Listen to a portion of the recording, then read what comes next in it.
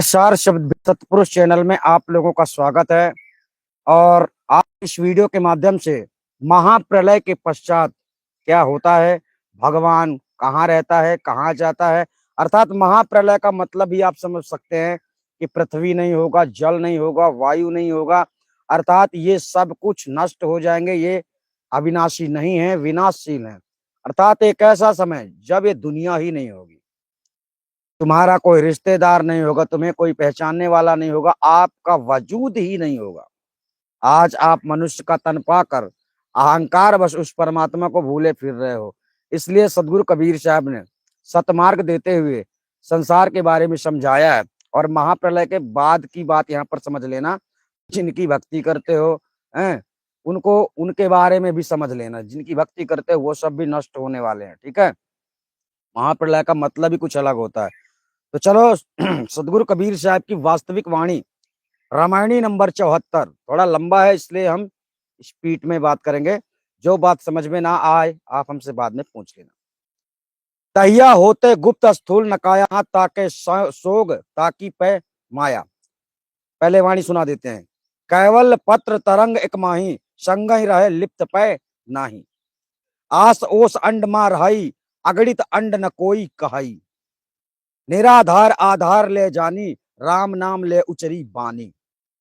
धर्म कहे शब पानी अहई, जाति के मन पानी अहाई। ढोर पतंग सरे घर यारा, तेई पानी सब करे अचारा। पंद चौड़ जो बाहर होई, बहुरी पंथ ना नहीं जो है सोई। ठीक है, अब इसका साखी सुन लीजिए। भरम का बांधा यह जग, कोई न करे विचार। एक हरि की भक्त जाने बिना, भव बूढ़ी मुआ संसार। अब इसमें हरि शब्द आया, आप लोग समझते होंगे कि ये विष्णु जी का नाम है। सदगुरु कबीर साहब ने उस परमात्मा हरि, राम, नाना प्रकार के शब्दों से उच्चारण किया। ठीक है, अब चलते हैं अनुवाद पे। महाप्रलय के पश्चात ब्रह्म निरंजन की स्थिति, जैसे कि हम आपको बारंबार बतलाते जा रहे हैं कि ब्रह्म निरंजन इस जगत का मुख्य नायक है, अर्थात इस जगत का प्रथम मनुष्य है। परंतु वो भी नष्ट हो जाता है, एक ऐसा समय आता है, अर्थात वह साकार रूप में आया ना, वह फिर से निराकार रूप में चला जाता है, निराकार रूप में। ठीक है, तो चलिए सदगुरु कबीर साहब को मानने वाले सभी लोग अच्छे से सुनेंगे, ध्यान से समझेंगे। सदगुरु कबीर साहब इस रामायणी में महाप्रलय के पश्चात जड़ प्रकृति में सृष्टि की उत्पत्ति, प्रलय आदि का कर्ता ब्रह्म निरंजन की स्थिति क्या रहती है, और सृष्टि की उत्पत्ति होने के पश्चात मानव समाज में किस प्रकार का आचार विचार का प्रचार हुआ, इत्यादि रहस्य का विवरण करते हैं। बहुत सारी बातें इसमें आप समझेंगे। उस समय अब आ गया वाणी, तहिया होते गुप्त स्थूल नकाया। ठीक है, उस समय महाप्रलय होने के पश्चात, अर्थात सृष्टि रचना के पूर्व, पहले पूर्व यह स्थूल रूप जगत प्रपंच गुप्त था। जो आज आप लोगों को दिख रहा है ये कभी गुप्त था परंतु गुप्त था। जब गुप्त होगा तो किसको दिखेगा? किसी को नहीं दिखेगा। कार्य रूप से नहीं किंतु कारण सूक्ष्म परमाणु रूप से विद्यमान था। ठीक है, अतः उस समय स्थूल शरीर धारी भी कोई प्राणी नहीं था। जो आज स्थूल शरीर ये हमारा दिख रहा है ना, ऐसा कोई शरीर नहीं हुआ था, ऐसा कोई प्राणी संसार में नहीं था। ठीक है, जो शरीर में होते हैं। उस समय ब्रह्म निरंजन दृष्टा साक्षी रूप ज्ञान की जागृत तुरीय भूमिका से परे, ज्ञान की विशेष प्रगाढ़ भूमिका रूप तुरीयातीत सुषुप्त स्थिति में था। सुषुप्ति का मतलब क्या होता है? आप जब घोर निद्रासन में होते हैं वो सुषुप्ति अवस्था होती है। ठीक ठीक है, उस समय उस चेतन आत्मा निरंजन को किसी प्रकार का सृष्टि की उत्पत्ति आदि का शोक मोह इत्यादि बंधन नहीं था। ठीक है, जब वह खुद भी स्वरूप धारण नहीं किया, जैसे कि हमने आपको बताया था कि आद्या शक्ति और ब्रह्म निरंजन दोनों ही दिव्य देह धारण करके प्रकट हुए थे, अर्थात उसके पहले वो भी गुप्त थे। ठीक थे जरूर, पर गुप्त थे। परंतु उस चेतन आत्मा की उपाधि रूप विद्या उसके साथ स्वभाव रूप में अवश्य लगी थी। ठीक, वह माया सत्वादि त्रिगुण रूप साम्य अवस्था में थी, क्योंकि माया माया भी प्रवाह रूप से अनादि शांत और जड़ परिवर्तनशील है, अर्थात सूक्ष्म से स्थूल और स्थूल से सूक्ष्म रूप में होती रहती है। माया का काम है, ठीक है। माया के संग रहता हुआ भी वह चेतन आत्मा निरंजन कमल पत्र के समान निर्लेप था, और इस समय भी वह तुरीय भूमिका पर स्थिर विद्या माया के संयुक्त सृष्टि का कार्य उत्पत्ति पालन और संहार करता भी संकल्प मात्र से प्रकृति मंडल संसार के साथ ही रहता हुआ निर्लेप रहता है। इसका मतलब समझे? इसका मतलब ये है कि संसार तो उसी ने बनाया, इस संसार में वो सबके साथ रहता हुआ भी वो सबसे अलग, वो सबसे अलग है, क्योंकि वह स्वयं सिद्ध चेतनात्मा का वास्तविक अंग है, ठीक है। उस महाप्रलय काल में वायु अग्नि जल और पृथ्वी ये चारों जड़ तत्व ओस कण की तरह सूक्ष्म परमाणु रूप में शून्य मंडल में भरे हुए थे, और जड़ वे जड़ परमाणु अनंत थे, ठीक है। उस समय अनंत चेतन जीवात्माएं भी शुभ कर्मों के सूक्ष्म संस्कार के सहित तथा वासनामय सूक्ष्म शरीर के संयुक्त अविद्या माया कारण शरीर की विशेष अज्ञान रूप सुषुप्ति अवस्था में अपनी शुद्ध बुद्ध रहित शून्य के अंतर्गत स्थिर थी। ये आत्मा की बात हुई, जीवात्मा की बात हुई। यानी एक ऐसा समय होता है जब आप सोते हैं तो आपको जीवन और मरण का कोई भी मतलब पता नहीं होता है, आप सांसों के जरिए चलते रहते हैं, ठीक है। लेकिन एक ऐसा भी समय हुआ करता था जब आप सांस भी नहीं लेते थे, ठीक है। उस समय अनंत चेतन जीवात्माएं भी, हाँ हाँ, क्योंकि सुषुप्त निद्रा रूप अवस्था भी दो प्रकार की है। एक तो ज्ञान की विशेष प्रगाढ़ सुषुप्त निद्रा रूप अवस्था है, उसका स्थान ज्ञान की जागृत रूप दृष्टा साक्षी तुरीय भूमिका से परे ब्रह्मांड में है, और दूसरी अज्ञान की विशेष प्रगाढ़ निद्रा रूप सुषुप्ति अवस्था का स्थान पिंड के अंतर्गत हृदय है। अतः जब निरंजन आत्मा के द्वारा सृष्टि रचना हुई तब जीवों ने शरीर पाकर शुभाशुभ अर्थात अच्छे और बुरे पुण्य पापादि कर्म किए, जिसकी फल प्राप्ति की आशा के ओष कण को चाटते हुए अनंत प्रकार के शरीर रूपी ब्रह्मांडों में तथा अनेक प्रकार के प्रदेश रूपी ब्रह्मांडों में जाकर रहने लगे।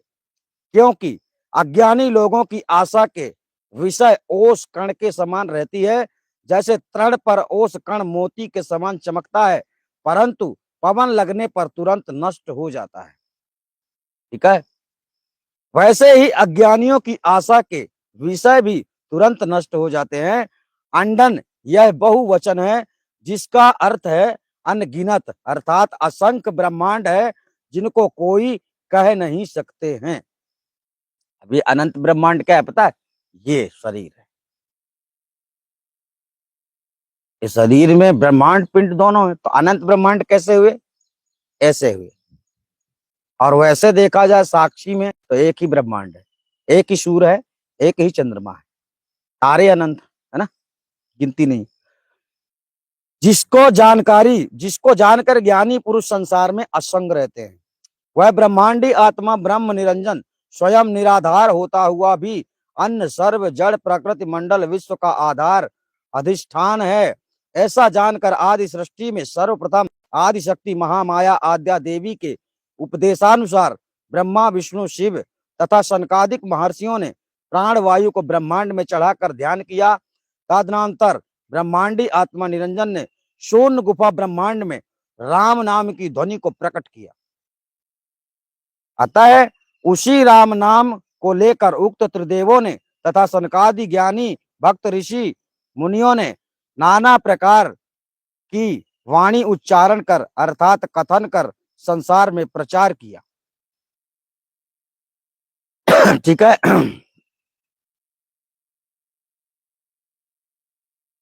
मनुस्मृति धर्मशास्त्र का कथन है कि स्थूल जगत रचना के पूर्व सर्वत्र जल ही जल था, तो उसी जल रूप रजवीर से सबके शरीर बने हैं। तो बतलाइए कि किसी मनुष्य के छू देने से कूप तड़ागादि जलाशय बिना कारण के कैसे कैसे अशुद्ध हो सकते हैं। अतः उसकी कल्पित जाति को मन में मानकर आप लोग जलाशयों को बिना कारण ही अशुद्ध मान लेते हैं। अतः जिस जल की पवित्रता का अहंकार आप लोग करते हैं, उसकी स्थिति सुनिए। ढोर पतंग सरे घरियारा, ती पानी सब करे अचारा। ठीक है, अब बतलाइए क्या मनुष्यों पशुओं से भी बुरे हैं? अर्थात अतः जन्म से कोई भी मनुष्य अछूत नहीं है, किंतु गंदे पेशे करने एवं गंदेपन मलिनता पूर्वक रहने से तथा गंदे मलिन आचरण करने से यह दूर किया जा सकता है।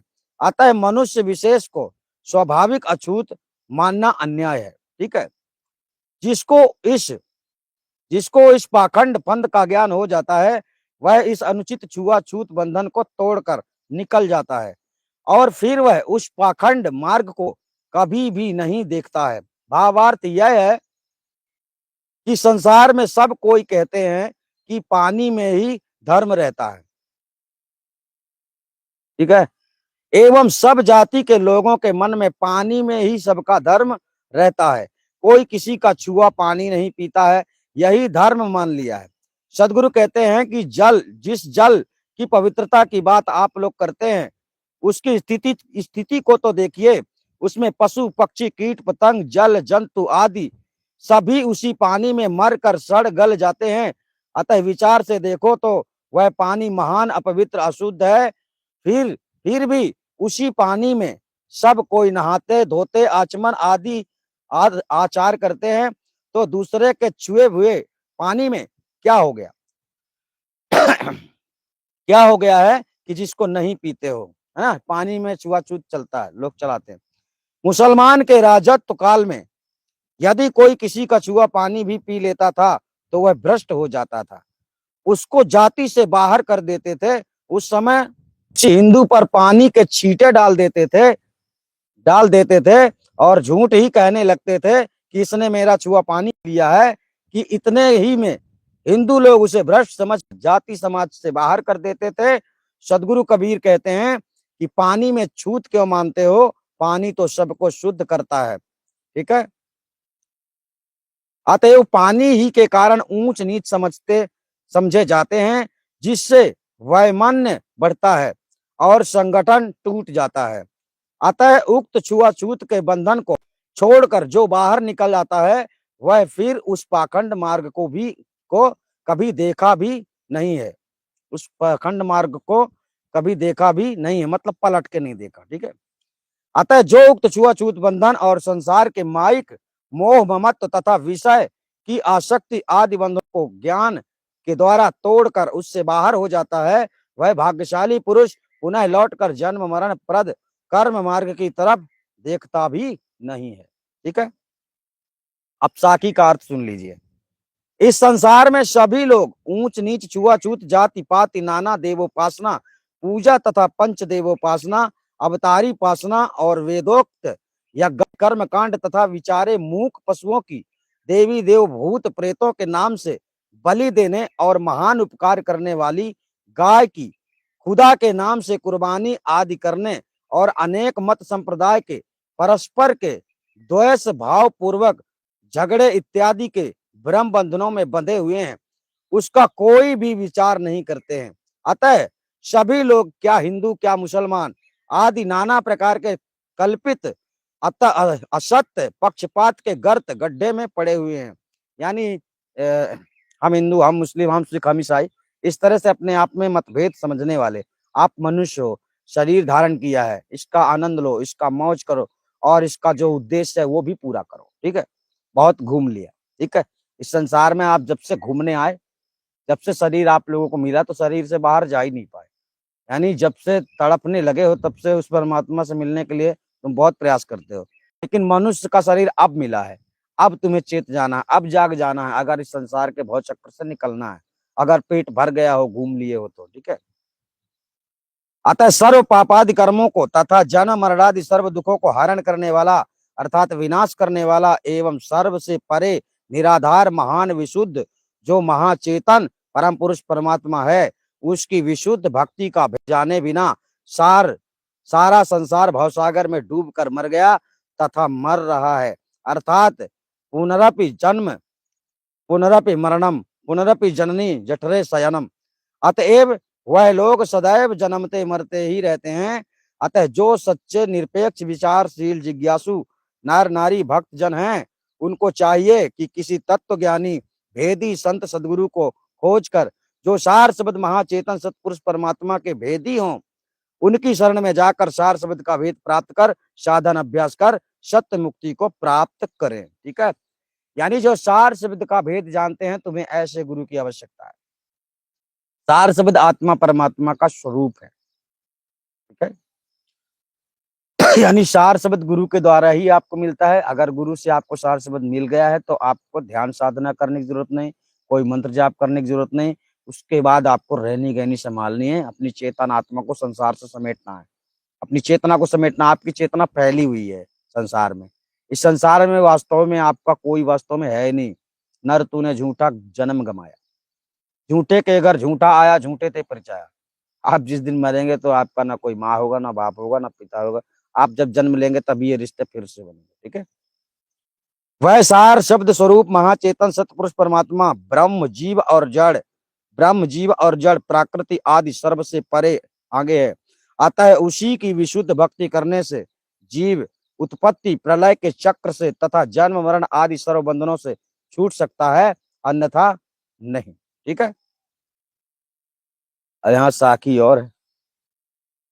हाँ, ब्रह्म ही से जग उपजा कहत सयाने लोग, ताहि ब्रह्म के त्याग बिन जगत न त्यागन योग। ब्रह्म जगत का बीज है, जो नहीं ताको त्याग, जगत ब्रह्म में लीन है, कहो कौन वैराग। का मतलब समझे? ब्रह्म ही से जग उपजा, जो जिसने जगत की उत्पत्ति की है उससे ही जगत की उत्पत्ति हुई है। सयाने लोग हैं ताहि ब्रह्म के त्याग बिना, अगर आप उसका त्याग नहीं कर सकते तो आपका कौन सा वैराग है? मतलब आप माया में ही हो, माया की ही सेवा कर रहे, माया की ही भक्ति कर रहे हो। ठीक है, ताहि ब्रह्म के त्याग बिन जगत न त्यागन हो। सदगुरु कबीर साहब इसमें समझा रहे हैं कि अगर उसको तुम नहीं त्याग रहे हो तो जगत नहीं त्याग सकते। ठीक है, ब्रह्म की पूजा करो, पूजा पाठ करते हो, आराधना करते हो जिस ब्रह्म की, जब उसको नहीं त्याग सकते तो ये संसार कैसे छूटेगा? ठीक है, तो आप समझ गए होंगे। हम आपसे फिर मिलेंगे, तब तक के लिए धन्यवाद। आप सभी अपना ख्याल रखना। नमस्कार।